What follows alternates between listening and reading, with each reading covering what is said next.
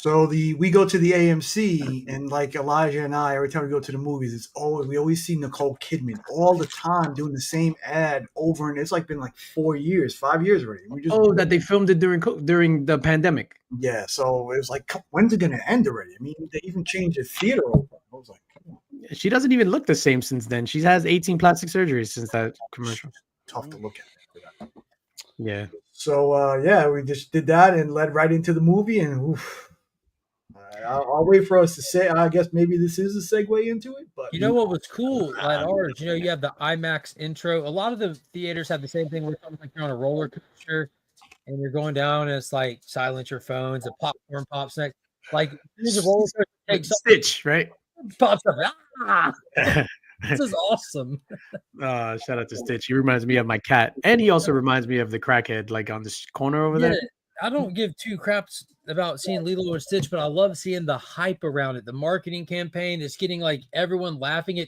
It makes it like a thing, you know, like being here at this time, coming like I got to see that little Easter egg kind of thing. And yeah, my theater was crowded for both MI and Lilo and Stitch.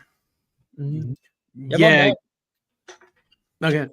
My mom asked me when I was picking up the kids after work, it's like, hey, what do you think's going to do better, Mission Impossible or Lilo and Stitch? Because she saw like Good Morning America. I'm like, oh, Lilo and Stitch is like, that's not even a real competition. That's a kids movie remake of like the adults now saw that when they were kids and they get to go watch it with their kids. Like, that's not even a competition. I've never seen it.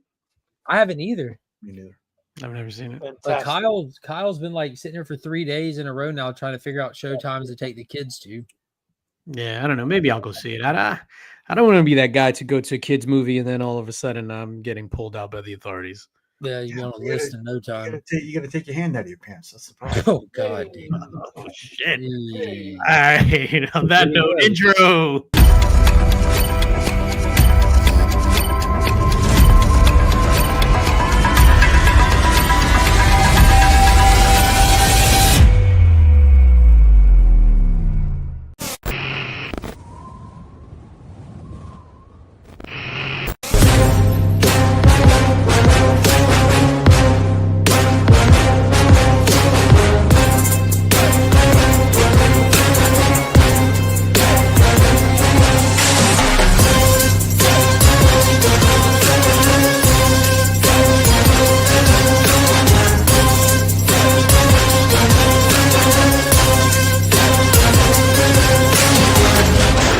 Infamous Illuminati. Yo, everybody, welcome to In the Mix, your Friday night show. Oh, what the fuck was that? It's Ghost. What? Oh, no, I think that's like thunder because it's like it's been raining on and off all day, but then it got really, really dark before. So I think now it's just thundering and that shit just shook the entire house. In the Mix, Friday night, Spidey's Powder Tumblers, custom made powder coated stainless steel tumblers. Hit up Jose Gonzalez, my dude, the comic book chiropractor. Hit him up for your cleaning and pressing. I think tonight this is going live. So if you're interested in this Hail Crow animated motion comic book movie and Hail Crow #1 full color hyper neon issue, head on over to Kickstarter. Just search Hail Crow and then it'll come up. I think it's launching tonight at 11 p.m. Eastern, if I'm not mistaken. That's exciting. If I didn't say so, I hate tooting my own horn, but toot, motherfucker. Your boy, DJ Lynx, fully edited that animated motion comic book movie. So I did that. High quality project. I did that. I hate tooting my own horn. I'm a humble dude. Toot away. Oh, show. I was waiting for one of you guys to be like, humble, what?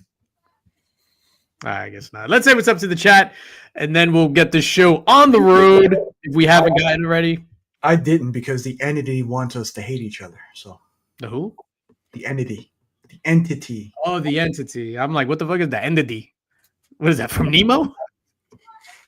It's a caricature of itself. Oh, shit. All right, let's say what's up to the chat. Joe Michaels is in the building. Thank you for being here, Joe Michaels. Curious to see what you gave Mission Impossible. Oh, no, you gave it a 10 out of 10.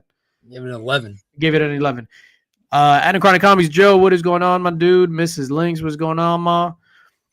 Brian Barrick is in the building. Well, Bore, Vlogsy, what is going on, Vlogsy? Pops Attic is here. My guy is gonna have a amazing Memorial Day sale over on Instagram. So hit up Pops Attic if he hasn't already started posting stuff. Started at 5 o'clock today. Started at 5 o'clock today, baby. Phil is in the building. What's going on? Ryan Riley, my guy.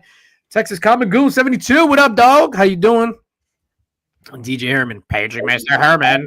You have a telephone call. That's actually my my ringtone for when my boy Jose calls me. Paging Mr. Herman. You have a telephone call. Legion of Comics is in the building.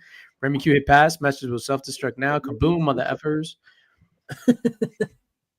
Joe's fired up early. Yeah, Eric Thompson, what is going on? My guy, thank you for being here. Austin LeMay, my dude. Gary B, the casual comic guy in the building. Tito73 is here. What is going on, my dude? Go. What are we talking about first? What do you want to get straight to Mission Impossible, or can I get Only, hey, Pop Static.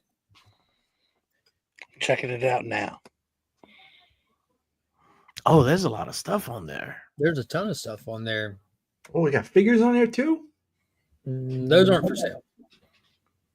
Every once in a blue moon, he'll post something that's not for sale. Some old school shit he's reading on the porch, or twice in the past decade he bought a toy, and both times happened in the last month. That makes him a toy collector again. I thought everything he posted was for sale because I remember he posted a picture of you and I DM'd him how much. Yeah. And I was shockingly cheap, and then you passed because I was too cheap. He said two cards. Were you though? Yeah, he told DJ to bring him a pack of smokes and a scratch-off ticket. And he don't smoke or play the lottery. Oh. Are Lou Ferrigno signing at Royal Collectibles? So I think it's on June 7th. Lou Ferrigno will be at Royal Collectibles, LCS in Queens, which is a big deal. I will not be going, sir. I will not be going. Lou Ferrigno pressed you before, right, Nick, in real life or something? What? No, I went to go see him. I wore my Brooklyn Only the Strong Survive t-shirt, and he didn't pay any attention to it. You mean he didn't give you 110%? That's just Oh, shit. the Brooklyn royalty right there. Stop calling me the Hulk. I'm a person. Yo, before we get into Mission Impossible, I have another son you can buy. Who's the better son, Mark or the other one? I don't even know his name. The other one. The other one. Another one. Mark is just like, Pops, you better. His name I don't expect Pops to answer that. You couldn't get him to answer that with a gun to his head. That's crazy because if you ask my mom like who's her favorite son, easily she would be like my oldest brother. So, I like, mean, I've got my answer off the rip. who's your favorite son, Remy? Everybody already knows. The little guy. They know too. They know. I'm still waiting to have my favorite. yeah, Finn's definitely my favorite son. You mean it's not Matt? He's the only one I got. Shout out to Finn. So I wanted to, before we get into stuff, Mission Impossible and other stuff that's on the agenda, I wanted to give the weekly Diddy trial update. Oh God, You're gonna mention Kid Cudi, I hope. I told y'all he's gonna walk. Bro, I am going to mention the most disgusting thing that came out of the trial, and this is real, that came out of the trial this week. You guys ready for this? I'm ready for it. His assistant, two of his assistants confirmed that he takes applesauce on his burger. I heard that. Not only his burger, right? A couple of different meals he puts burgers on. Was Burger the name of one of the male prostitutes? That's what I thought. I thought burger was like his code for butthole. Mark is my favorite son now. He puts applesauce on. They said a cheeseburger, but I don't eat cheese, so I'm gonna. Yeah, that sounds like code talk. Well, you never had it on a pork chop? I've never had pork chops and applesauce. Remy looks like an applesauce kind of guy. Yeah. Pork chops and applesauce. See? Yeah, only if it's spicy. Spicy applesauce? There's such a thing? Yeah. Does it talk to you dirty? Cayenne or cinnamon? What do you put in it, Remy? Yeah, it's like a cinnamon. Yeah, it's like cinnamon spice. It's not like Tabasco spice or anything. It's cinnamon spice. Well, apple cinnamon is just delicious. Yeah. At Heroes Con, we're gonna try some applesauce burgers. When are we going to the convention? Between karaoke, darts, what else are we doing? Nerf guns? Applesauce burger. Freak When are, off. we going, when are we going to the He's got convention? like all kinds of weird fantasies he's trying to live out Oh, for his victims. Bro, I'm just asking. Like I can't ask. The day that you ask us to put lotion on because our hands look dry, I'm going to legitimately be worried. yeah. I'm- the itinerary is- I'll never ask that. I'm anti-lotion. Like, look at You my say elbows. that now. My elbows are mad ashy, dog. Like even Mrs. Leach would be like, put lotion on your elbows. Like they're ashy. And I'm like, you can't control me, woman. I don't remember the last time I put lotion on. on my hands. Applesauce. Has that worked for you, Nick? Applesauce. What's up, Durs? Durs, my guy in the building. Austin LeMay. What do you prefer? An applesauce burger or a fur burger? All right, let's get to the shits. a fur burger between the buns. The fur burger. Hey. All right.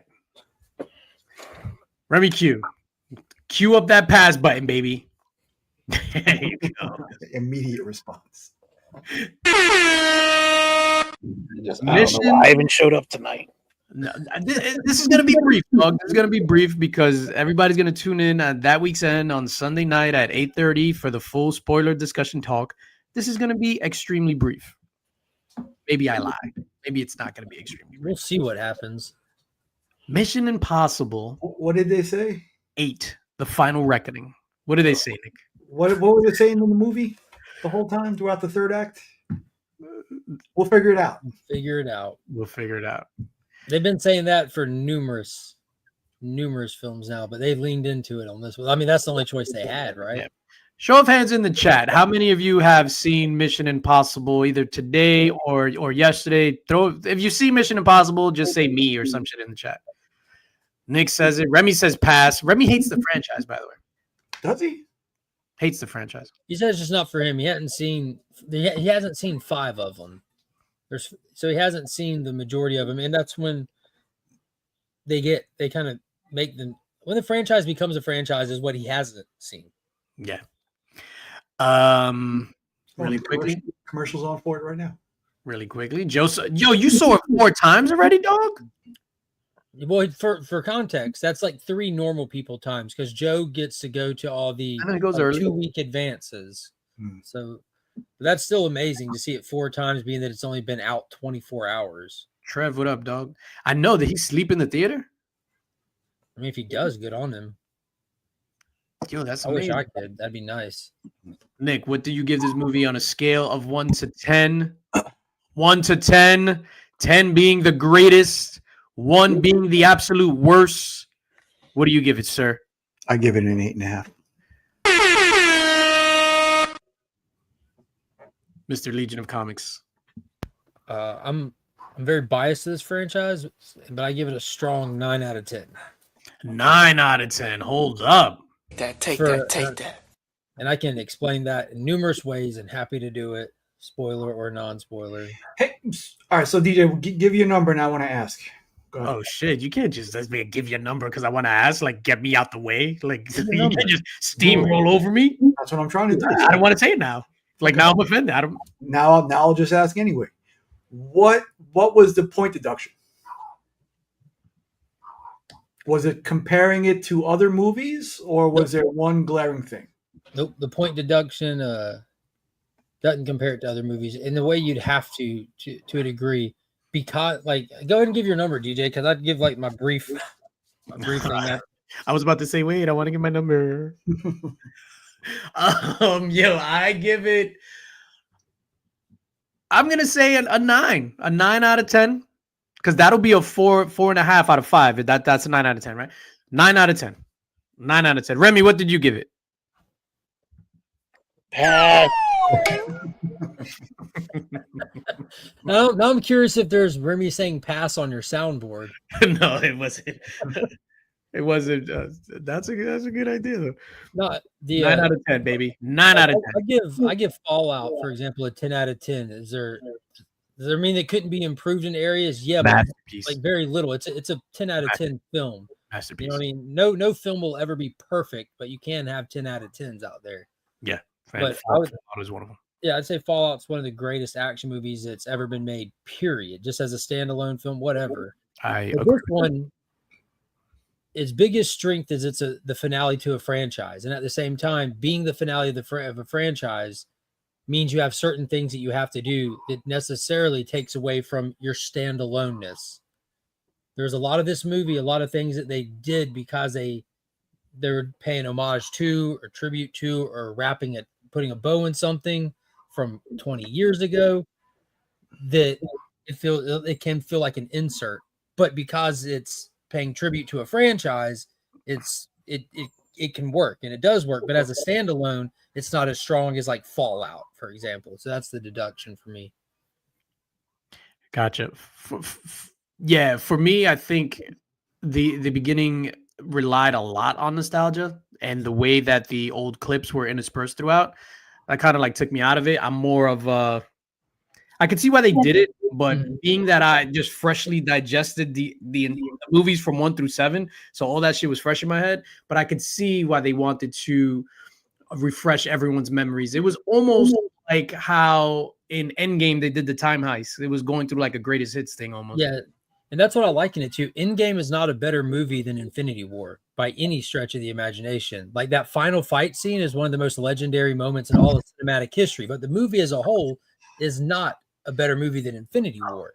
He did goosebumps that I went like that. So clearly we watch different movies. But the opening scene for Dead Reckoning, when it just starts with the image of the entity, the blue light and the dialogue you're hearing, like I caught on instantly. I'm like, that's Dougree's voice. Like, holy shit, this is all just dialogue lines from across the entire franchise.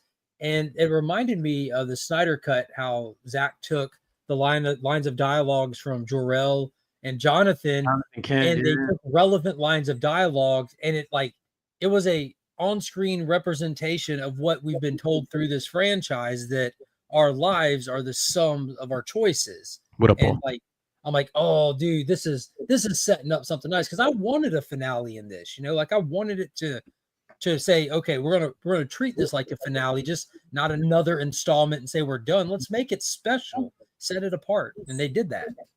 1000%. And it was sad going into it. So it reminded me a little bit of like Jay-Z's The Black Album, where at the time he was retiring, and like in the lyrics and all that, it was like all about retiring and walking away. I think so. Or no, it was 2002. Is it that early? No. It was 2003. My bad. Because 2002 was the Blueprint 2. The Black Album was 2003.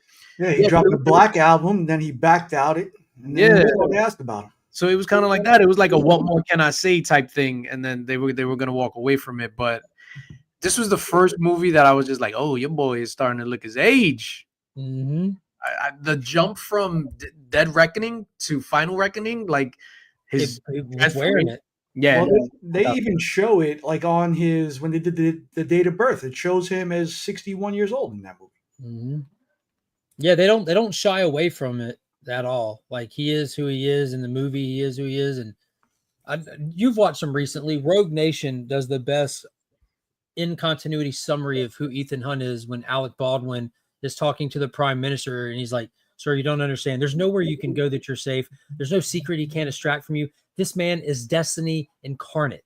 And the next thing you know, just he's already in the room. And that's just Ethan Hunt. That's just who he is. Yeah. I mean, he looked great.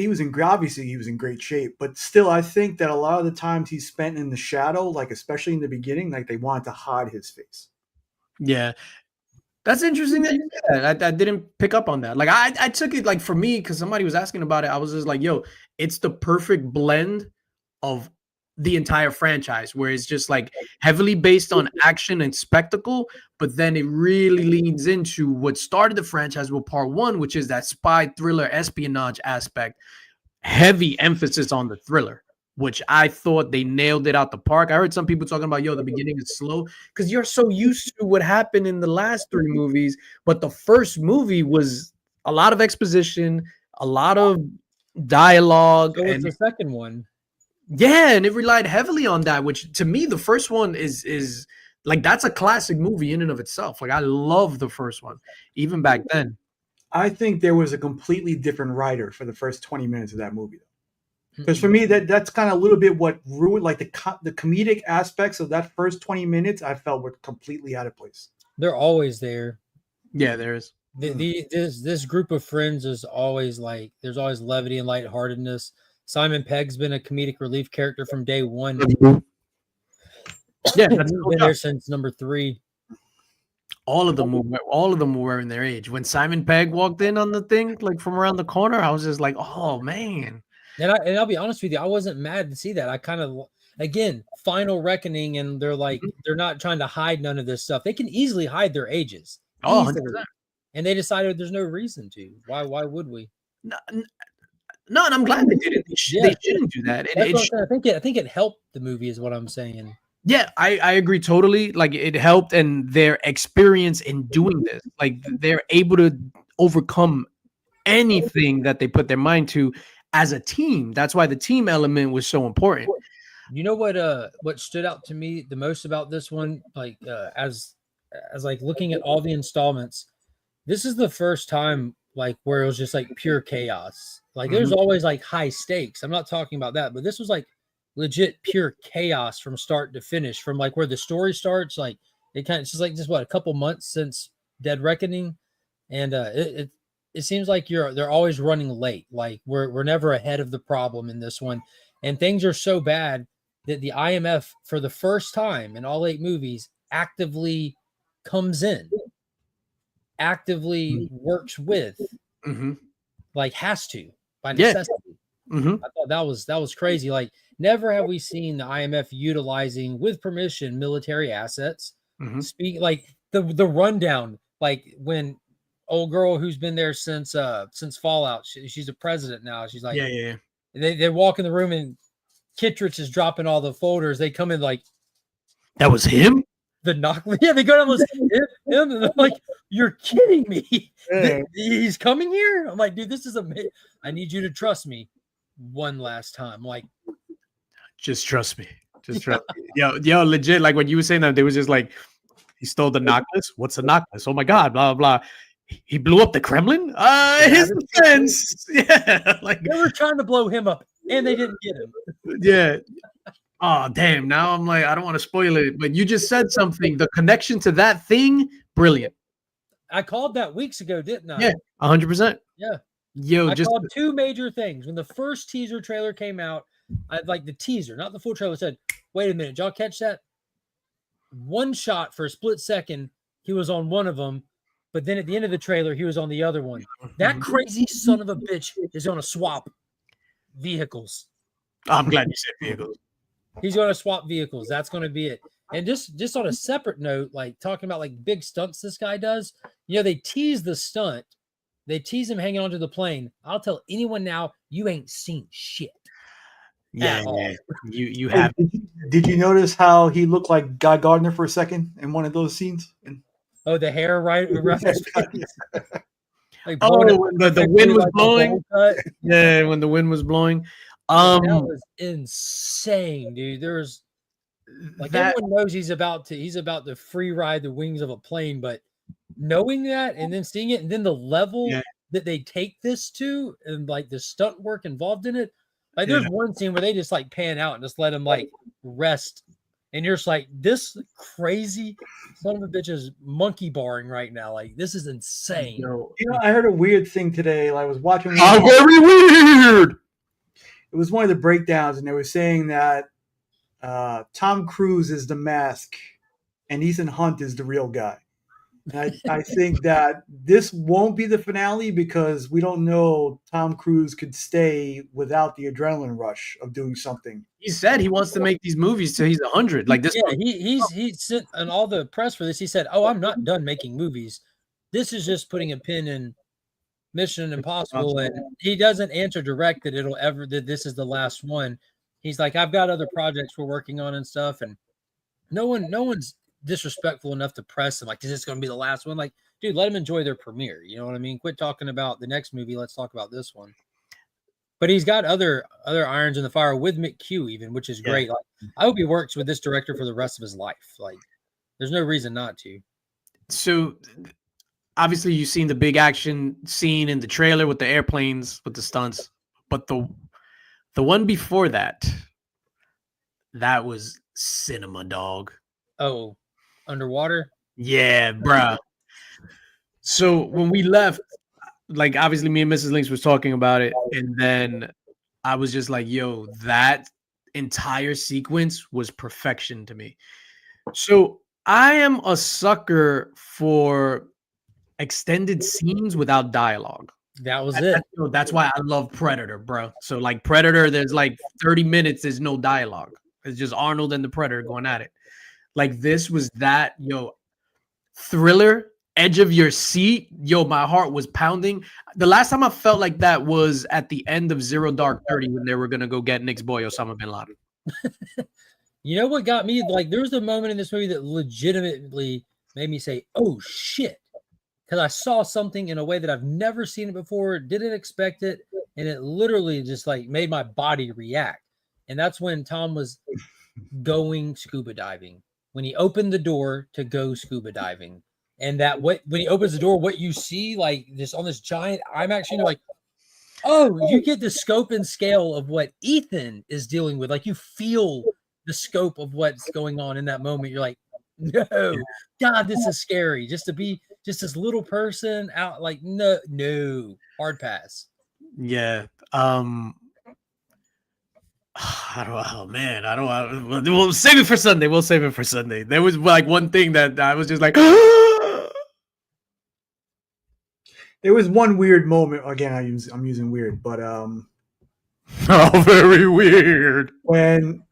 When the soldier looked at him and said, "Good luck, sir," I heard Mark's voice in my head. Let's fucking go. I was like, oh, Mr. Milchick. No, not Mr. Milchick. Just like the regular soldier. When she handed him the envelope. Oh, yes. Yeah, she was like, good luck. Yeah. That whole moment I was saying, let's fucking go. Because when they walk outside and it's not a jail, I'm like, oh, here we go. Yeah, it's like Airport One. The letter comes up, I'm like, let's fucking go. Yeah, and then Mr. Milchick was hilarious. He was amazing. He was Mr. Bedlow. Bledsoe. Bedlow, and that was Belcheck. So, I don't know. I've tried to read his name tag, but when he's Bledsoe. I love that he only called Ethan Mr. He didn't have his name, just Mr. Because he didn't say his name. Yeah, I know, and he didn't. Everything is just classified. Well, I like that they know that, because again, this is the first time we're watching them work willingly with actual government agencies. So this is the first time we're seeing any of that, and the way that they know, and the way like Hannah Waddington's character, the Admiral, the way that she knew, like, I can't ask this guy anything. I'm having to go off my instincts. I have to take this little simple date that you handed me in a sealed envelope, and I have to infer what it might mean and make a world-changing decision based off this stranger standing in front of me who can't tell me anything. Like, all of that adds so much to a movie experience. It was awesome. It was amazing. What I took from that, and again, I'm not trying to get into any spoilers or anything like that. I think Bledsoe, Mr. Milchick, they were so tired of being on the submarine without action that they was just like, yo, fuck it, we going in, dog. Yeah, because what did he tell me? He's like, I need you to take me here. So you're telling me that you want me to drive you into Russian-infested waters and potentially get spotted, and they're like, I need to get here. Sir, if you want to poke the bear, you came to the right man. Yeah. The whole theater was just like, ah! Yo, I was ready for the merriment. Yeah. Absolutely. Yo, shout out to Painted Pages. I hope you're at GemCon having fun, dog. Send my love to everybody that's out there. Wasn't able to go to GemCon. Oh, okay. 12 and a half hours. Wow. So Gemmin is having like a meetup. That's great. Yeah, in Michigan. I was supposed to go, but then finances. But I mean, definitely a great time. Definitely something you have to see on the big screen. Why did you give it an 8 out of 10? First of all, before you even continue, I expected you to hate it because you hate good stuff. No, I don't. I didn't hate it at all. You I gave it an 8.5 out of 10. 8.5 out of 10. Okay, my bad. First of all, because of the story was, I could care less about the story. I really didn't even understand half of what was going on. Panda.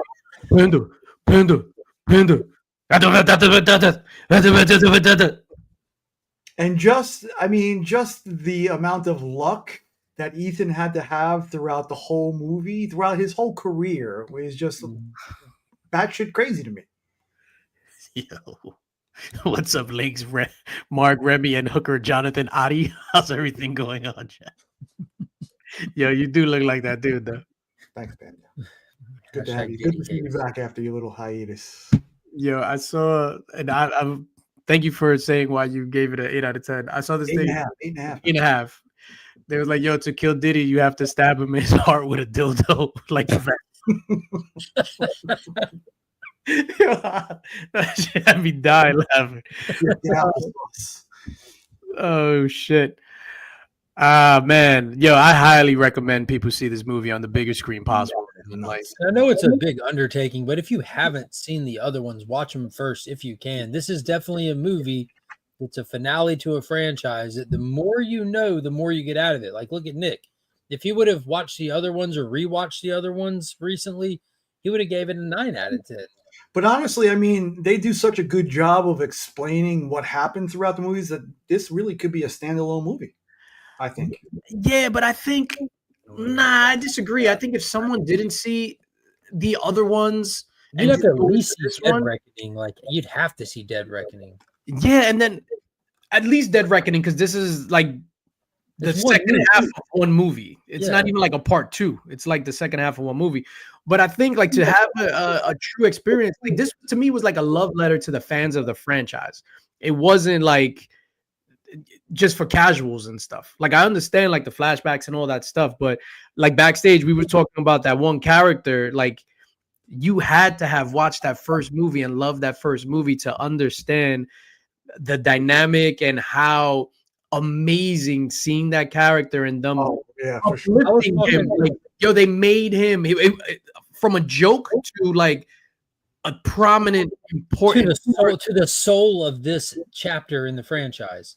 100%. And there was such an emotional connection there that I said it backstage. I teared up a little bit, especially when there was like this small conversation and an exchange of something like that. That shit got me like right in the feels, dog. And my chest been hurting ever since yesterday. I was talking to J-Med yesterday after I saw the movie. He saw it, so we talked for about an hour last night, and I talked about how smart it was for them to get that guy, because when it comes to that first movie, it's been around now for 30 years, and one of the most clipped parts of that movie that everybody, even the people who haven't seen the movie, you've seen at least the clip, the cutscene of Ethan coming down on the wire and stopping before he hits the ground, and then said person walking in the room. So even if you haven't seen that movie, you don't realize it, but you've seen this guy's face randomly at the beginning of a DVD or a Blu-ray you put in when they're advertising. And just like he's just been in promotional media for the past 30 years. And then to see him walk in the room, you're like, oh my God, that's crazy.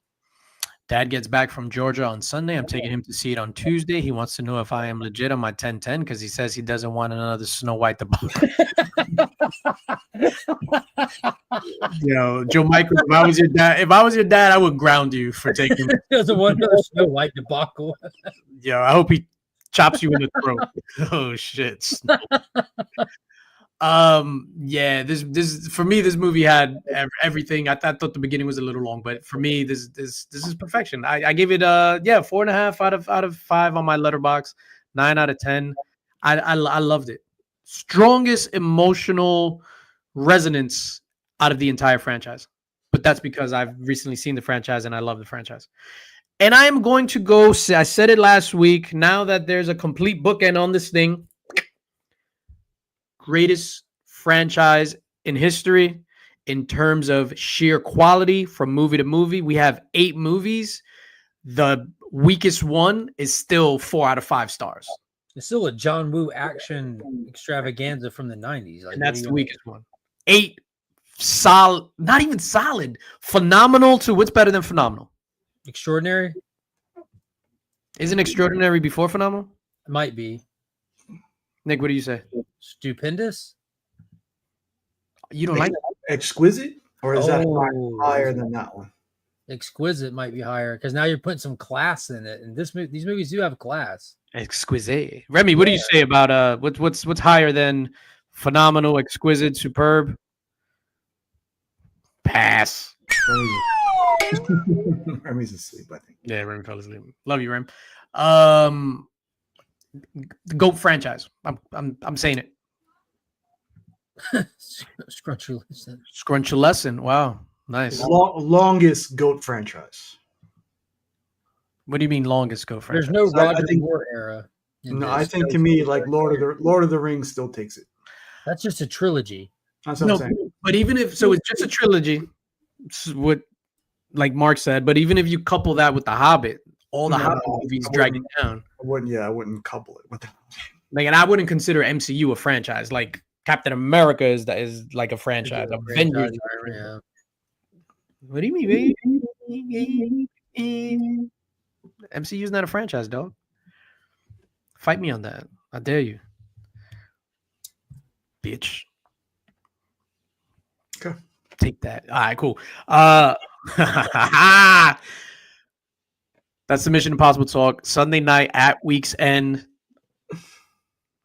See, trilogy. Yeah, 100% trilogy. Not 100% trilogy. Sunday night at week's end, full spoiler talk where hopefully I'll be there and spoiling the shit out of this movie. I don't know if I'm gonna. This might be the movie for me, man. What does that mean? This might be the movie for me for the year. You know, when at the beginning of the year we talked about this, I said my top 3 most anticipated movies of this year. Number 1 is Avatar. That's how I know you're not from Germany. The way you just said 3. Yeah, number 1 is Avatar. Number 2 was Mission Impossible, and number 3 is Superman. So Mission Impossible and Avatar both were higher on my expectations and excitement list than anything else. There's a ton of great movies. Tron this year also. We have Jurassic. What movie was that from? Inglourious Bastards. Glorious Bastards. Was it Michael Fassbender. Yeah, was there something else? How did he? Michael Fassbender said 3 instead of 3. Right. I So thought I I've- saw I- somewhere since I've else. seen that, I've made it a point to always do a proper German 3 so I don't get murdered unexpectedly. Yeah, especially when Kanye's around. You never know with Monkey. She's dangerous. Oh shit! That scene is probably the most intense scene in movie history. Oh God, yeah. Christoph Waltz was amazing in that movie. Yeah, For me, I think the one Ethan in Training Day was the most tense scene for me. That's a good one. In the bathtub? What are y'all's top picks for anticipated? I mean, there's still a lot to go, and I know we did just see this one, so it's hard to do it now, but what are like your top 3 most anticipated films of the year? for the year, it was Mission Impossible was definitely up there. That was 3. It was like in the top 3. I don't remember what. Fantastic Four might be up there. And then there was something that's coming. Oh, Predator Badlands. I don't give a fuck how bad that shit is gonna be. That's all. Predator is always gonna be my number 1. Shout out to Chris Hansen. Yeah, I think the trailer looks good. I think the teenager Predator looks weird because we've never seen it before, but we also don't know what they're going to do with it. We just saw one shot of it, so it looks interesting to get like Predator content in the Predator movie. I think that's going to be awesome. No matter what, I'm always if they come out with a Maniac Cop 4 this year, that's going to be my number 1 like most anticipated movie. Shout out to Maniac Cop. Jurassic Park Rebirth, that new trailer, bro, Amazing, right? That big beast that's in the red thing with the D-Rex. Oh man, that's what they used to call him. Mm-hmm. Yo, You see how his head shaped? Yeah, with the he got like the bulbous, like yeah. Yeah, bulbous. Yeah. There's uncircumcised, and then there's It looks like a circumcised. deal with the We invented a whole word we don't need. Yeah, but it's 100% true. What's the deal with the Schuster family trying to cancel the Superman movie? Yeah, do you guys know anything about it? They've proceedings They do it every time there's a new Superman movie. Right? It's a great nephew of Schuster who What, they just trying to get some loot? yeah, so the way that it happened is like back when they did the Siegel Schuster family arrangement, they get like they got like $25,000 a year that gets paid to the families, right? And Schuster died, it went to his sister. When she died, it went to her nephew or something like that. And that's who was causing the problem. It's a great nephew. He thinks that based off the original agreement that we're past a certain time error where copyright laws in specific countries, not here, require compensation or relitigation. And it's been in front of a judge numerous times, and every time the judge's like, you're fucking high. Get out of here. And he just doesn't stop. Yo, back to Jurassic Park Rebirth, that weird dinosaur with the bulbous head. I found Diddy out. Rex. No, his name is Martin. Yeah, I saw Gary's comment. Diddy Rex. He's purple. Yeah, he got the purple dome, that dinosaur. Yo, I am so ready for that movie. I don't give a shit about the storyline. Like, that's a movie that I would just want to go in and see dinosaurs and it to be, you know, like a fun summer popcorn movie. I don't need it to be like the greatest spectacle too, right? That's another one. Like on the screen, on that big ass screen, when you're in a theater and they bring you the spectacle, your body reacts. I'm not saying you're like shivering or quit, but you feel that excitement, that wonder. You're like, oh shit. Distortus Rex is what it is called, and it's a hybrid of a T-Rex and something else. I'm guessing it's something that distorts. So you know how all the way back. I want to say it as it was spoiling. Oh, Joe! No, Joe didn't see this already. He's got like. Yeah. Well, he might have. He was on the set. It comes out in like 2 weeks. Joe, he might have seen it at the point. It comes out in July. Oh, okay. I'm 1 month off, but still, Ballerina is also on my most anticipated list. You remember back all the way in the first Jurassic Park, they pointed out with Mr. DNA that they don't have any complete sequence dino DNA, so they have to fill it in with other stuff, and that's how we've gotten weird stuff like the Indominus Rex and stuff like that along the way. These are the ones that didn't come out nearly close enough to do anything with, so they're all just fugazi dinosaurs. Yeah, these are the Ellies.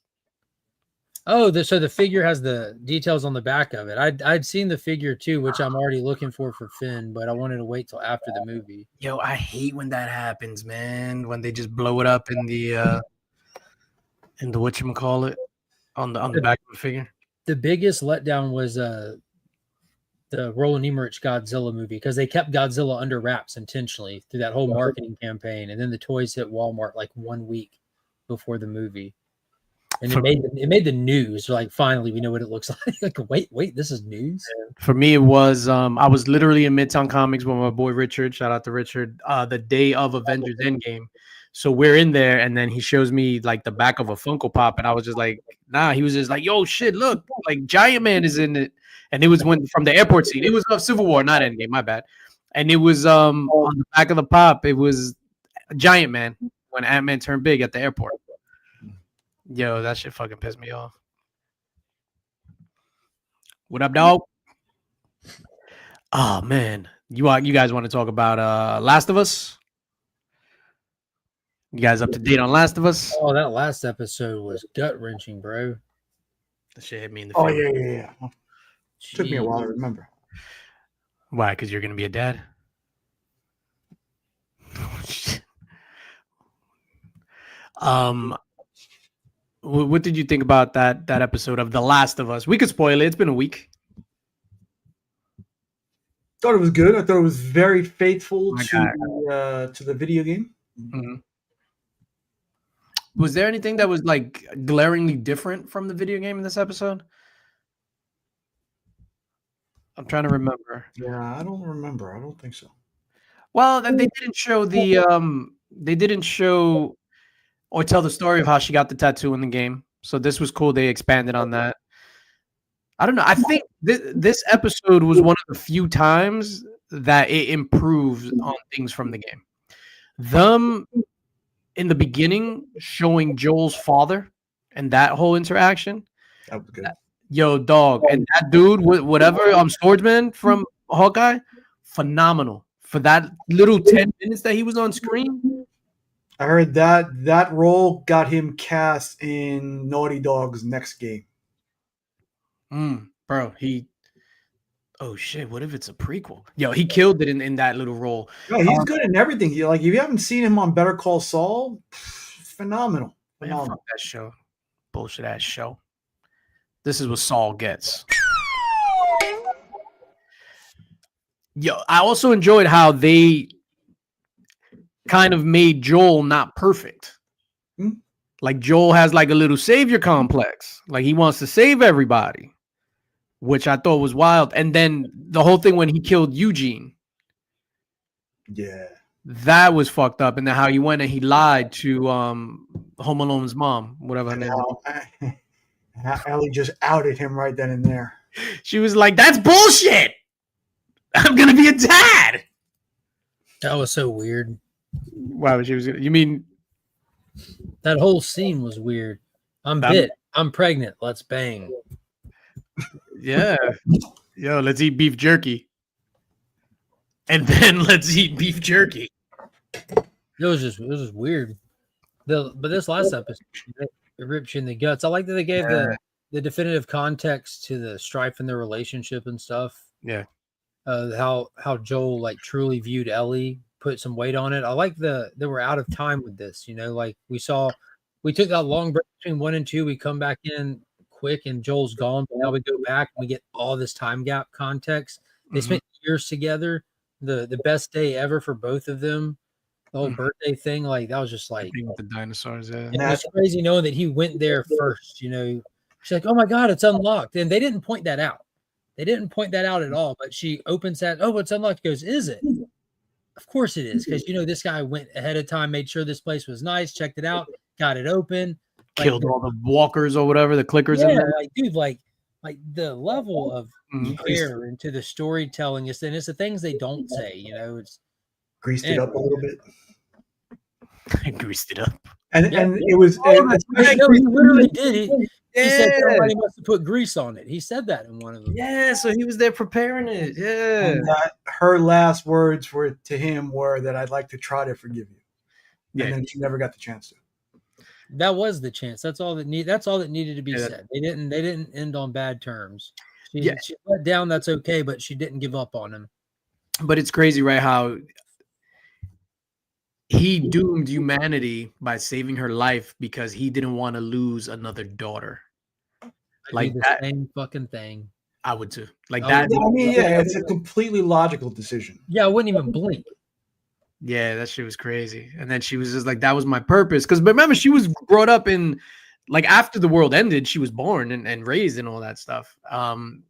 Which I could see that could have been her purpose if you want to go down like a religious route. She was born specifically for this, to be sacrificed, whatever, blah, blah. But he didn't want to lose another daughter. And that was before he even spent all this time living with her. So he saved her when it was just, not that they just found each other, but obviously they had that relationship from the first game before. Like, let's be real too. If these people really cared that much about a cure, like all you Fireflies know this is the hospital where the guy was killed. These are go take some notes, look around, go to a library, buy some books, and start studying. Start trying. Like nobody's working on a cure. All the knowledge that this guy has is in books also, and like go learn something. They're not trying to do that. Yeah, what was especially crazy is the fact that they were both two sides to both of their stories, but you can understand both sides of it. Like you could see why Joel did what he did and why Ellie was mad because of that. Mm-hmm. But you can also see the opposite. Yeah, no, you're right. Like I could see definitely why Ellie would be pissed off, especially like if you're born into shit and you can make something. Yeah, but then how could you be mad that you're alive? You're mad somebody didn't save my life? Yeah, but I don't know. It's a unique world they're living in. Yeah. Yeah. What about what's his name? Joe Pantaleone or something like that? Joey Pants, baby. Joey Pants. Cypher from the Matrix. Ben Urich from Daredevil. Captain whatever from Bad Boys. Ralphie from The Sopranos. But that was a good scene with him walking him out to the lake and then that moment where he's like, I see her.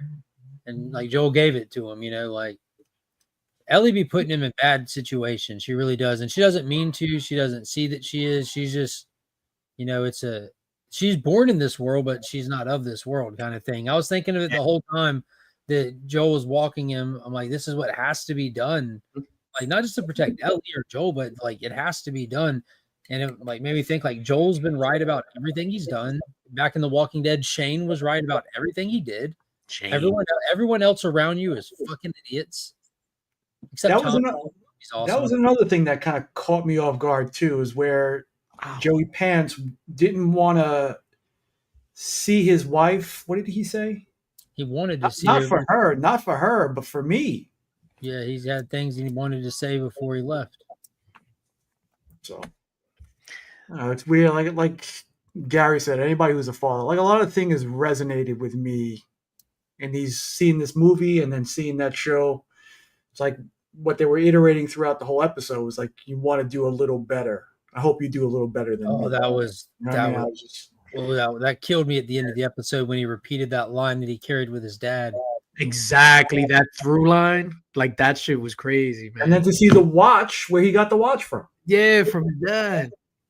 Shout out to Officer Miller, Lieutenant. How amazing was it when she gives him that line like, I can't forgive you, but I want to try. And then it cuts to Ellie now, like walking out from having just like hood up, raining, just like that, scowl on her face. Bella Ramsey for all the trolling that's done and everything, which can be ridiculous. We started. We started. She's still an amazing actress. Whether she fits the role of what she looked like in the video game as somebody who didn't play the game, just watching Bella Ramsey play this role, she's crushing it. I disagree. When she gets serious, that's when she's like in the game, because Ellie's not. So she was super annoying when she was with the dinosaur thing in the show. Mm-hmm. Like, there's nothing like, I don't know, like lovable about her, if you know what I'm saying. But when she's mad, that's the Ellie from the video game. Because I'm not saying she's accurate to the game. I'm saying I don't have a clue. I'm just saying Bella Ramsey, that girl can act. Yeah, agreed. Mr. Cat says, why would they suck her whole body of blood if they can recharge over time? So the cure is not in her blood, sir. The cure is in her brain. They would have to take out what do you call that? The medulla oblongata or whatever in your basic. Yeah. So and then they showed that Water boy from the game. The cure is in her medulla oblongata. Because medulla oblongata. So that's what they would have to remove. Yeah. It's been a fantastic show. I've enjoyed it the whole time. I'm pretty sure she's proud of you, Joe. We're all proud of you, man. I'm sad. I just read that and like, I'm blinking a lot now. So they postponed the movies another 6 months. Now we have 2 Avengers, Secret Wars, and what was the other one? Doomsday. Now coming out in December of 26 and December 27. Good. Like postpone it a year to 2 years if you need to get it right.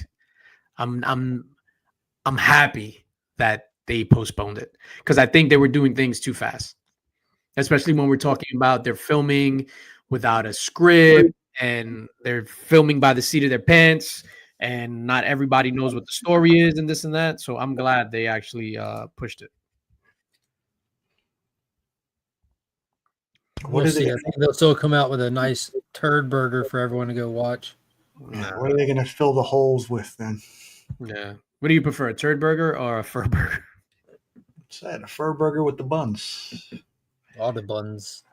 Got 2. What else is on my Duster? I'm sure there'll be fun stuff about Secret Wars. It'll be hard. Or what is the next one? Doomed. I'm sure it'll be entertaining. Yo, there's like everything that you see, any leaks that you see online from the set, AI. It is AI, dude. Like, it's funny how it's just like, yo, take it from the set, and Iron Man has Doom has like 3 arms and shit. Oh, did you hear this guy? Did you hear this guy snuck on the set for a day? Took pictures and stuff? That was real? Supposedly it was real. Nah, I don't believe that. Yo, there's no way in hell you can sneak on to that set. That's They, so no, he legitimately did. He Yeah, he Chip Getler C2E2 that mother. like he literally snuck onto the set, walked past a couple of trailers. He didn't get on like set. That's like how they got like the Sentinel shot, like it's just outside, like and everything, like the big mold for it and stuff. He was just walking by trailers mainly and outside of buildings. He wasn't like on the production where they say filming. Oh, okay. So it wasn't like me when I walked on to when they were actively filming Spider-Man 3. It wasn't the Chip Getler moment. He's like a like amateur Getler hour. Holy shit. But I'm pretty sure he got in trouble. I'm pretty sure he got arrested.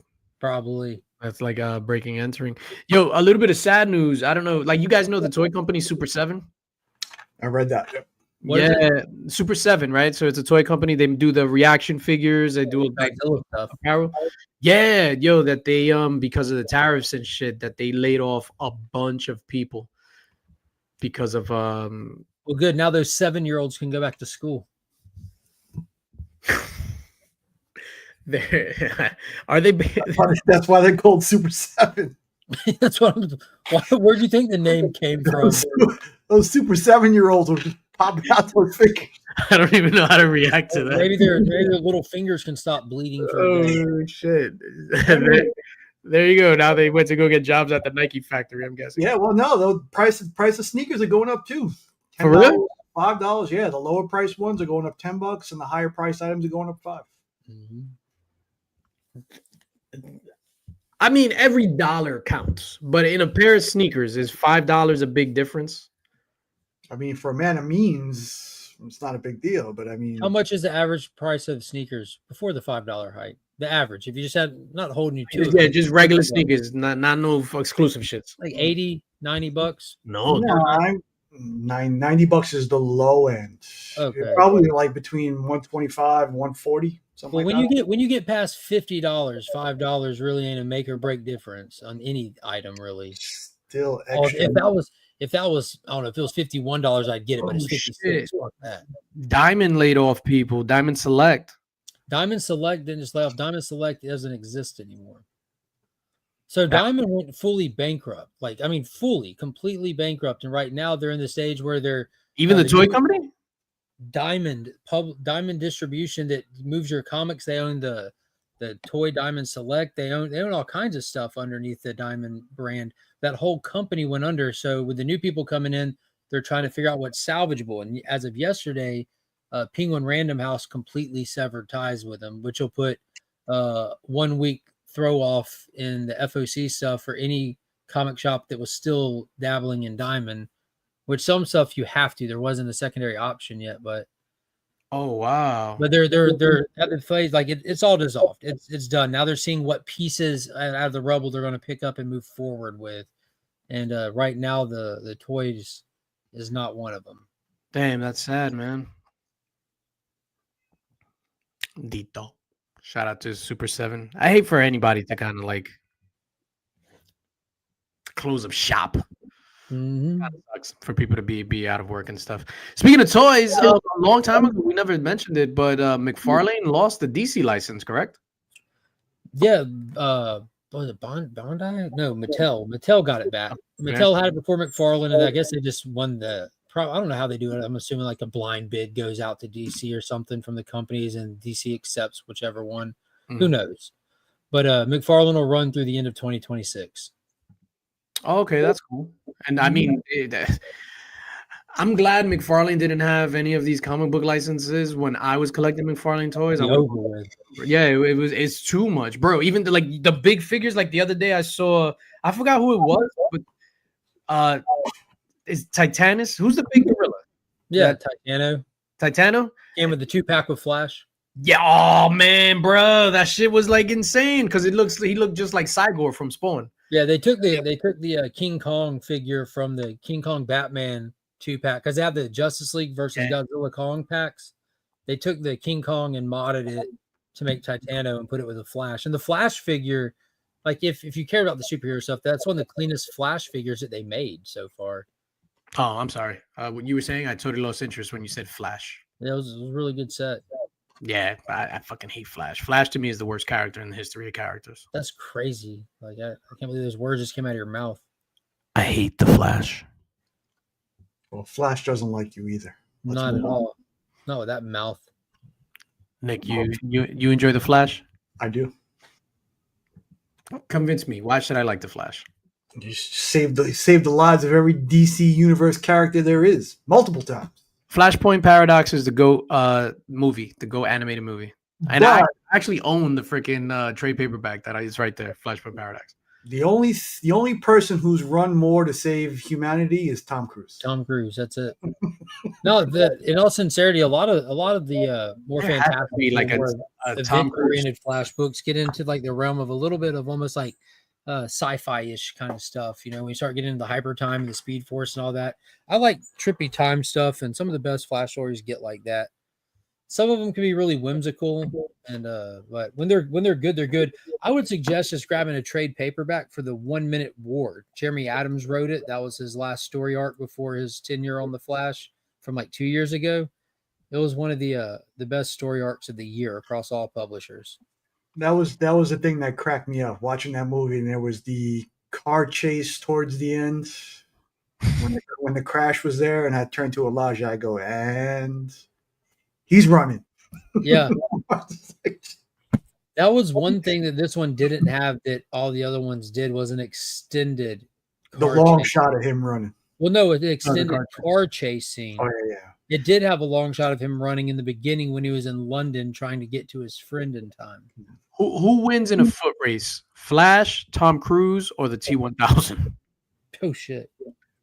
And in order, I think Flash, T-1000, then Tom Cruise. Dude, you can't undersell Robert Patrick's performance, the real life performance, not even just in continuity. He was out running a dirt bike, taking off over and over again. This dude was dialed in. Like they had to tell him stop. Stop, slow down, bro. Austin LeMay says Flash versus Green Lantern. Green Lantern, another character I care nothing about. What? Nothing, nada. Flash and Green Lantern, put him in a bucket and throw that bucket off the bridge. Green Lantern's so cool. Marvel's like, how do we make Kamala Khan cool? I don't know. Fuck it, reinvent her. Just turn her into Green Lantern. Make her a freaking Lynx. You shut your mouth. That's to my Flash slander. I knew you were going to say Tom Cruise. Nightcrawler is the GOAT. Yeah, I remember I was just like, yo, give me besides Flashpoint, give me like a Flash title that I could really sink my teeth into. And 1 Minute War, it's good. 1 Minute War. All right, that's on my list. And then Jenny Sparks on Wednesday, the trade paperback comes out. So you're in for a treat with that. That's like a psychological holy fuck. I didn't read any of my new comic book day books this week. So I've only picked up like 11 books because I'm into my what is that? Yuck. The Clayton Crane trying to like if Clayton Crane can't make this suit look cool, there's just no hope for this suit. That looks like trash, dog. This dropped this week, which I was shocked by this. This is the new Dan Slott Superman book that they kind of timed the release of, all the hype with the movie coming. I'm not a Dan Slott guy, hyper aware of like all the negativity that surrounds him in his time on Spider-Man. And I've read the preview for this, and I'm like, oh, I see some red flags. I saw Dan Slott's few pages in this summer special. I'm like, that was terrible. But then I read this. I'm like, yo, this was amazing. Like, this was legitimately like, and I said it on Tuesday, if you've never read a comic book a day in your life, no comic, you can read this and you'll be like, wow. And even if you have read Superman specifically, you can read this and be like, wow, that was an impressive first issue. I'm still not like, I'm still cautiously moving to issue number 2. But as far as like an issue 1, like I read this, I'm like, dude, Jim Shooter shed a tear. He's so proud about what just happened with this book. And that's an ongoing series?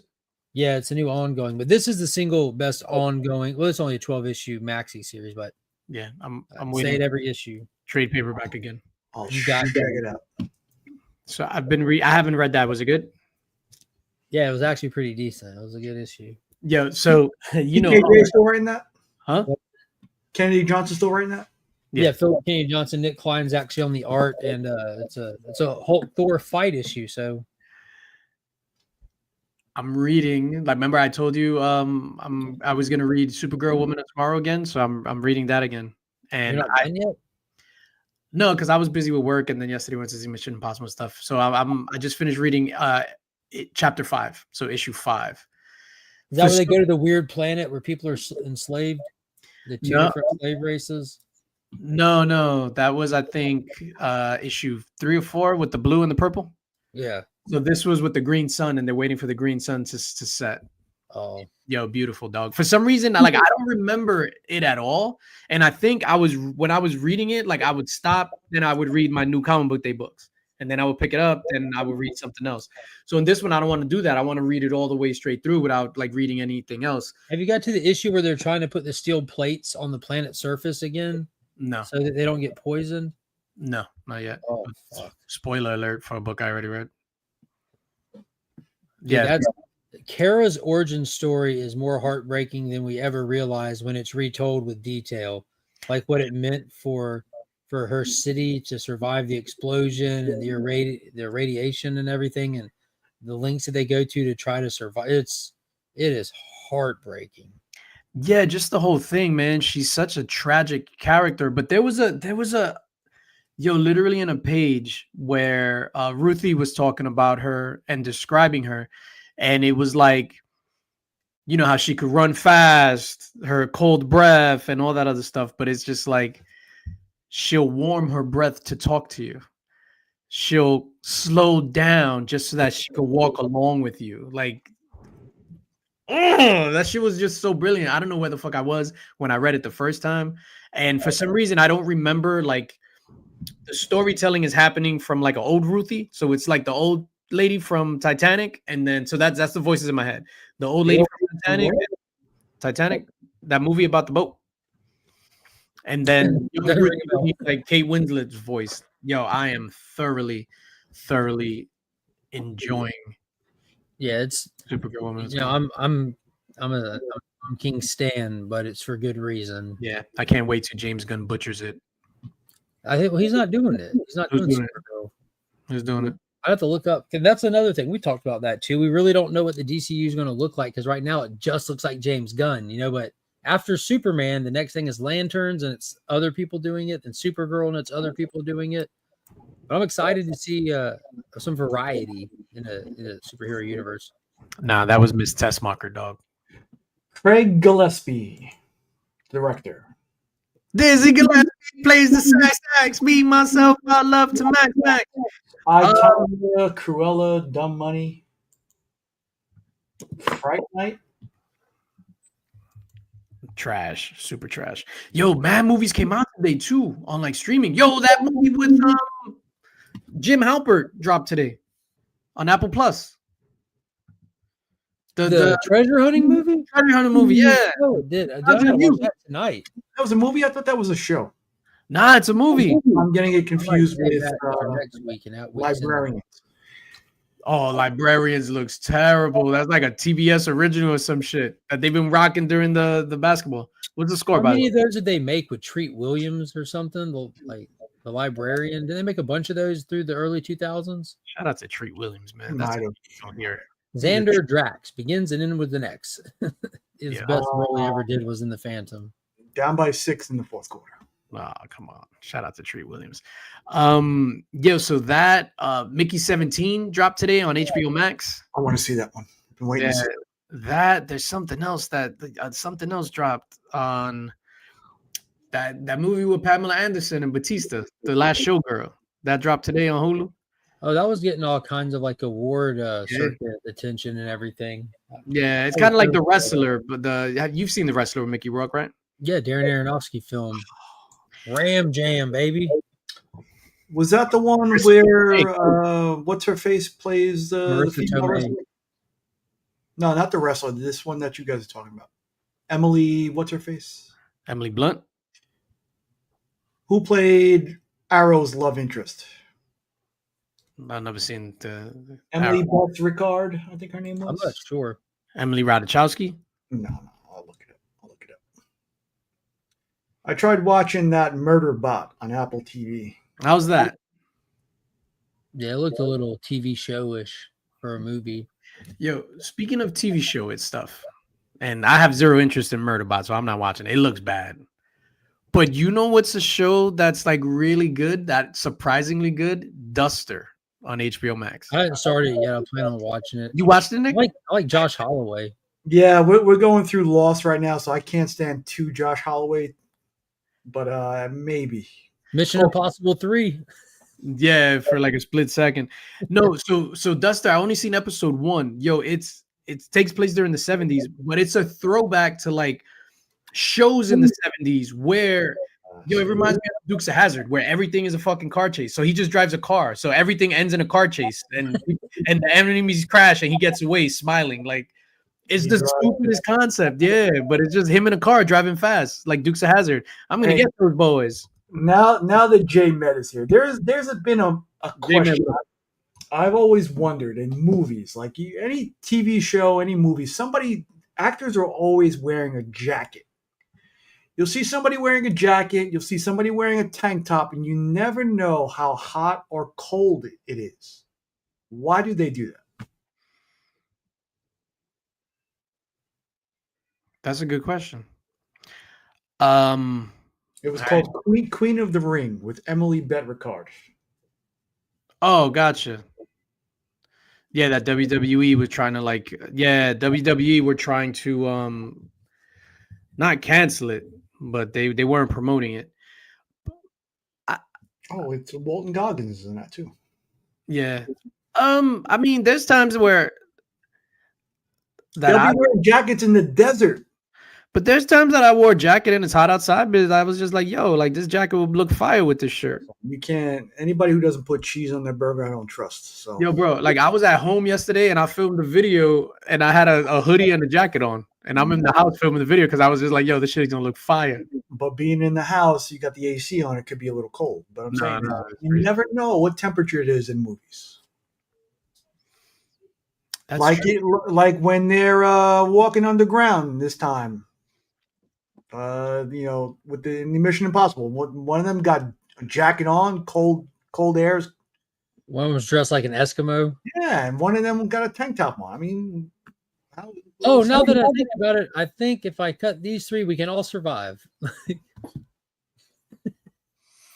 I didn't say I knew what I was doing. Yeah. Yeah, there you go. Jackets are used to hide the physique of the actor. That's why it got deducted a point. I could say. No, but I mean, at least he owned up to it. That I can understand. At least say it. But I mean, it's just too much suspension of disbelief. Just for that, I'm wearing a jacket at Heroes Con the entire time. Another thing you're doing at Heroes Con to hide my physique. You want all to wear? We should all wear jackets. I'm gonna wear the Michael Jackson jacket. Yo, that'll be fire. Literally. All right. Can I pimp my wares? I want to pimp my wares. So this is not for tonight. I'm just gonna show next week on Friday. We are gonna do the drawing for the links box. So this is gonna be the May links box. These are the books that are gonna be included in that May links box. So we have this New York City Comic Con Department of Truth number 25, covered by Derek Chu, limited to 400. Ooh. Department of Truth number 26, covered by Suspiria Vilches, limited to 400. Super, super dope.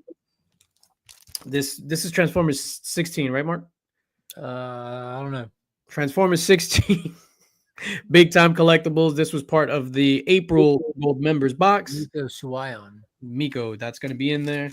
This Black Caravan's Canceled number 1, signed by J. Vaughn Jordan, which this was an amazing standalone issue. I thought they was going to be a series, and it like part 2 never came out. But as a standalone series, that shit is fire.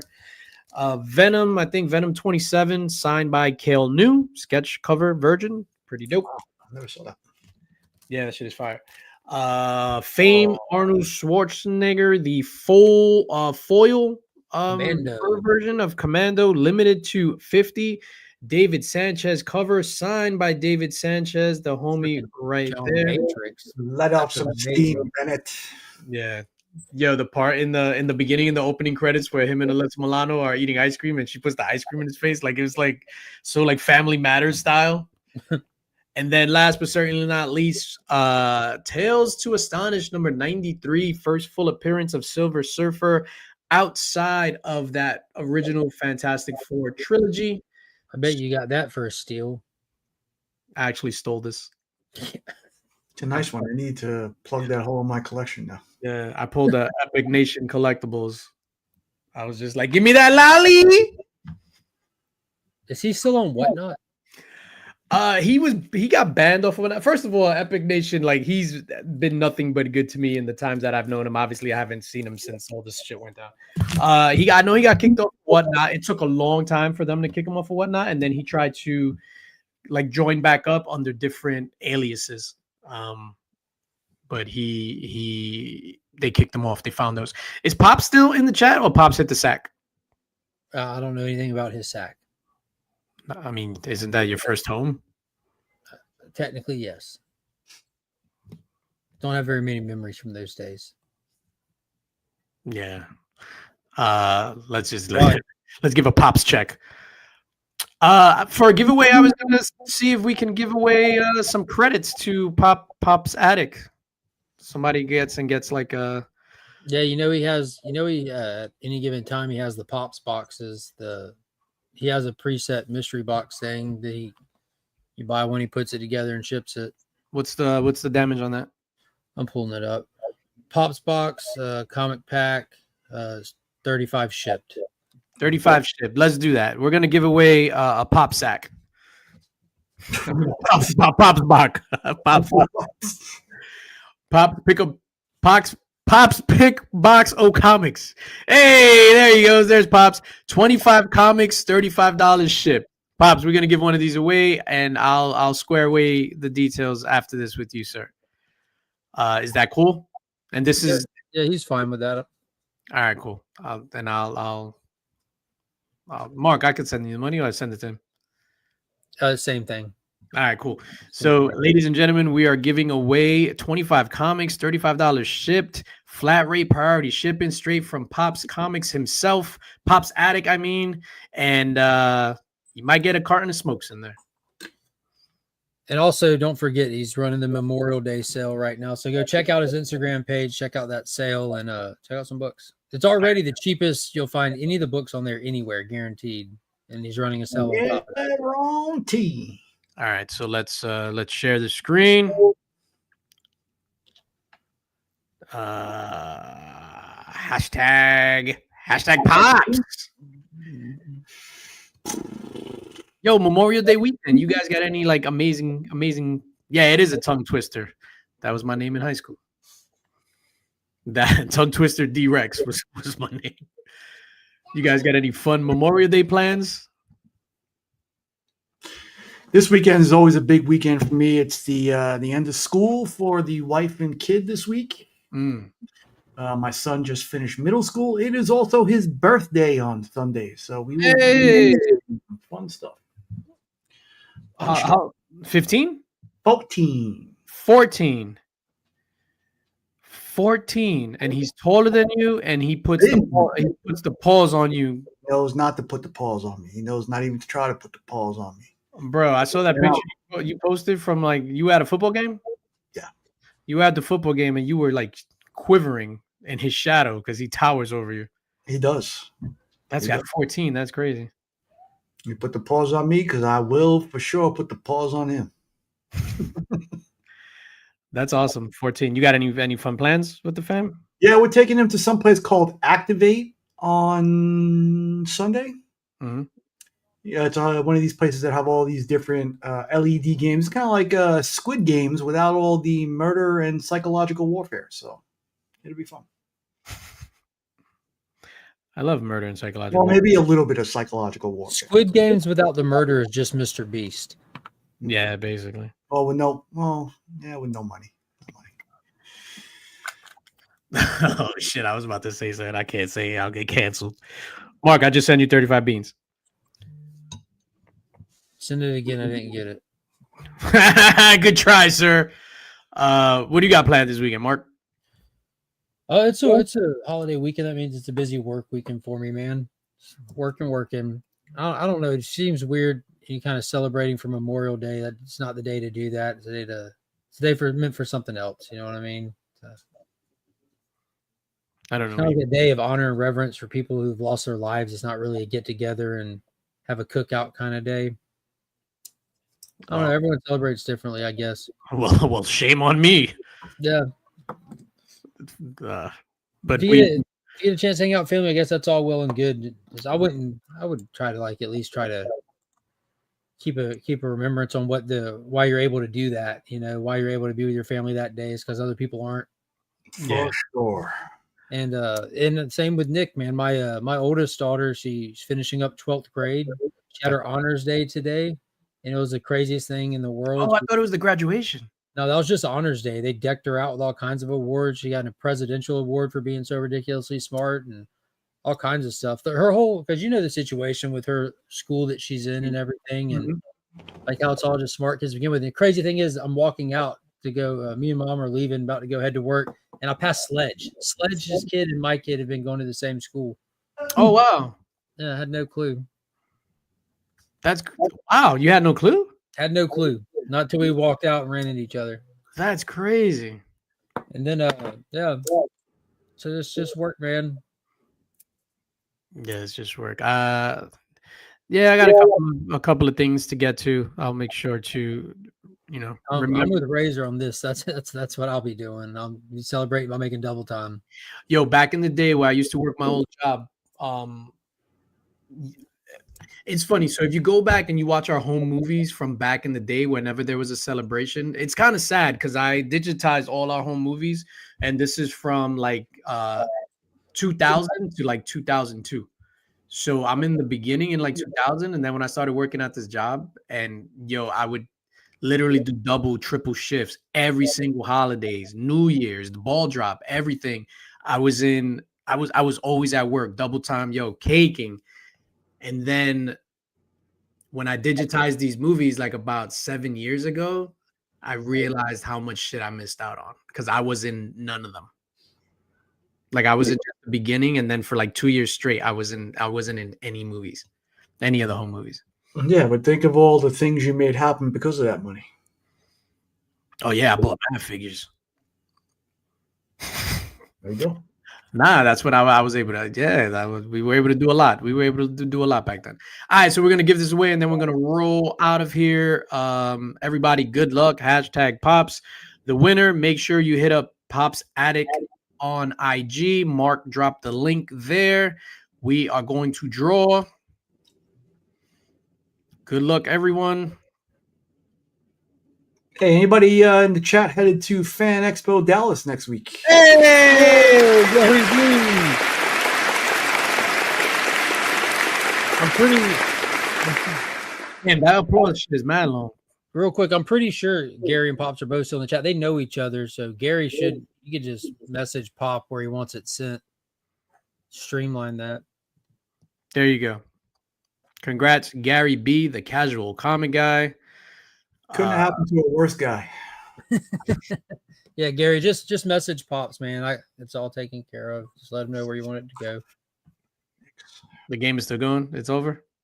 Up, Pacers are up by 6 with 4 minutes to go. What's the count up right now? Is it this is just the second game? Second game, Knicks were up by 20 at one point. Oh, not by 20, but with 14 and a 99.8% chance to win the first game, and they lost it. 99.9% chance to win the first game. First time in 1,414 games that's ever happened, and it happened to my Knicks last. That was heartbreaking. It was so heartbreaking that the next day in New York, it was like 50 degrees, cold and rainy, which was yesterday. Like they lost, and it literally like crippled the city the next day. Which, when they won, it crippled the city because yeah, but in a good way. People were vibing. Nah, man, people be bugging because that's the style now. The style is to go crazy. So it's become like a thing to be like, we outside, and like fuck with the cops and shit. All right, man, we're gonna get out of here. Ladies and gentlemen, make sure you have a safe Memorial Day weekend. Please remember, as you're eating your burgers and stuff, remember while you're able to eat that burger, and do not put applesauce on it. No, I mean that's an all-American thing, right? Apple pie, applesauce, Johnny applesauce. Yo, I remember, and this is like one of my stupid stories, right? So obviously, apple pie with ice cream is the greatest dessert of all time. No, whoa. What's the greatest dessert of all time? Pecan pie. Whoa. Ah, Oreo, you lost. Oreo cream pie. Pecan Oreo pie all cream- day. Pecan pie? Dude, I love it. Like, it's my favorite. That is the worst pie ever. Pecan, How is that the worst pie? What are you talking about?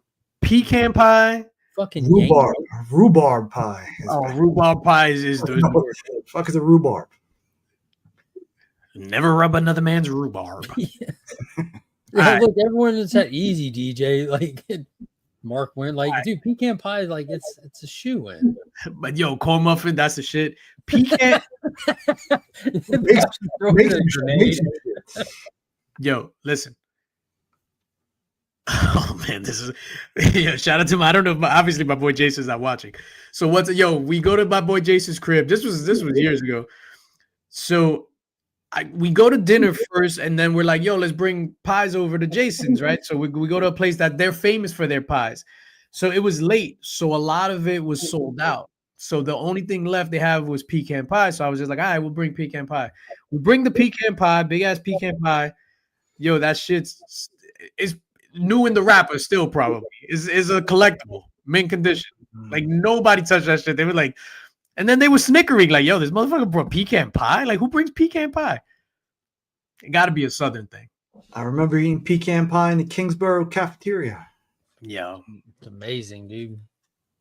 Nah, he wins. Eric, you win. Pecan pie. Yeah. When was the last time y'all watched Pootie Tang? Satay on the tip of tie. Satay, my main damie. Wadata. I've never seen fucking belt. Oh shit! I've never seen Pootie Tang. Oh man, I thought about that. I thought about well, the DJ Smooth was in there, just Eddie going Griffin. off. For some reason, I just started, Tang. and then thinking about Eddie Griffin eating vegetables in the hot tub in Deuce Bigelow. Oh shit! Pootie Tang released that album just entitled. Wow, I've never seen that. Peach cobbler. I've never had a peach cobbler. That's good. It's really good. I'm surprised you didn't say something with peaches, right? Isn't that your thing? Georgia, Georgia, my thing. Peachtree Lane, eating peaches on Peachtree Lane.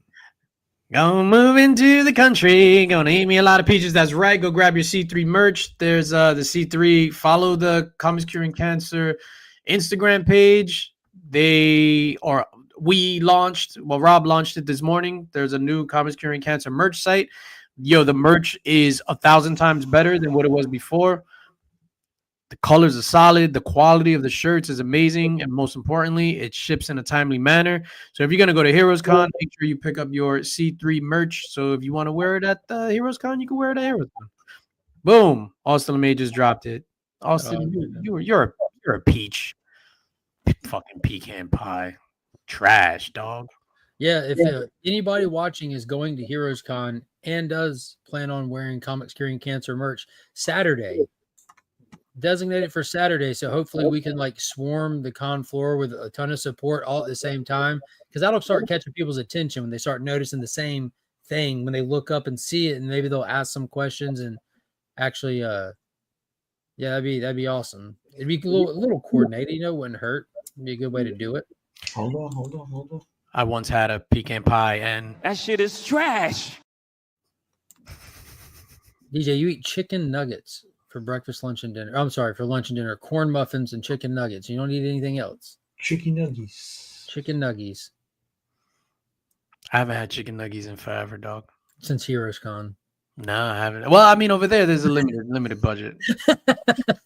Well, I watched this man eat bacon and one pancake for an I'm gonna take you. I'm gonna take you to the taco spot over there. Yeah, and I'll order water. Talking about the strip club? No.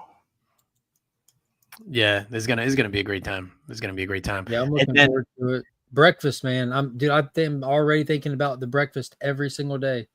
It ain't just the food, it's just the time of day, the sun coming up, just getting your bearings, hanging out with your friends. Like it's just there's just something about it, man. Just breakfast with Seeing the homies. There's just something about it. see that this is a real New Yorker right here, Nick. That's a good Chris one. Chris Starmont. Not like you turncoat. Kidding me? I know where to get the strawberry cheesecake from Junior's. Flatbush Avenue. Come on, man. Oh shit, on Flatbush and Fulton. No. It's not. It's Flatbush and Decal. Yeah. I wouldn't eat at Junior's cheesecake, dog. Like they was fucking like, Yeah, roaches and shit. yo, Mickey Mouse like sword fighting in the window, like bro, it is nasty. Then you see that shit is always packed, and then in the nighttime, rats just chewing. I wouldn't eat at Junior's cheesecake. All right. All right, we're out of here. Ladies and gentlemen, we love you. Have a safe and healthy weekend. We'll catch you next week for the drawing of the links box. Where is this stupid clip? Here we go. Peace out, y'all.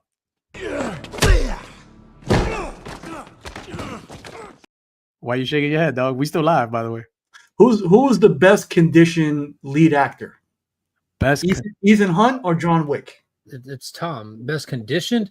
Yeah, no, it's Tom. Keanu specifically trained for a specific thing. Like Tom Cruise is just an I don't know anomaly. if Tom could do those stairs though, man. Tom's good on flat ground, but stairs, I don't know. I think I Did give you say Tom's good on flat ground? Yeah, flat ground. flat Did you ground. just watch a movie where he's He's like underwater. Yeah. Never seen him run up anything. I don't think there was flat ground in this movie. Dude, you watch him jump off stuff. You watch him jump over buildings and break his ankle and get up and keep going. You watch him in cars. He's a trained fighter pilot. He's like, Some dude, cold ass this water. guy literally does everything. But Nick does have a point. We've never seen Tom Cruise tackle stairs. That means he's afraid. No. Maybe, hey, Oh, dude, once he hits 70, him doing that stair stunt would be no different than him doing the plane stunt he just did. It's just as dangerous. You know what would be dope? They would do like another Mission Impossible, start a new arc, and film it directly there in the stairs, and then he just makes it up the stairs, and then just looks down at the stairs and looks at the camera and just goes and just walks away. Yeah, that'd be funny. It says foosball Do you tape. think that they would attempt the passing of the torch kind of thing for the franchise? Not someone take over the role of Ethan Hunt, but Like a new ultimately, Yeah. Ghost Protocol was meant to be that, like bringing in Jeremy Renner. But the response to Ghost Protocol was so shocking and well received. It was like a shot of adrenaline to the franchise. Like this franchise isn't done. It's just getting started. Nah, I think- don't think so. Yeah, Tom is the franchise. The franchise, That'd yeah. be hard. It's not going to be the same. They I did the same thing with the Bourne Ultimatum. They brought in Jeremy Renner for one movie and ultimately went back to Matt Damon for another one.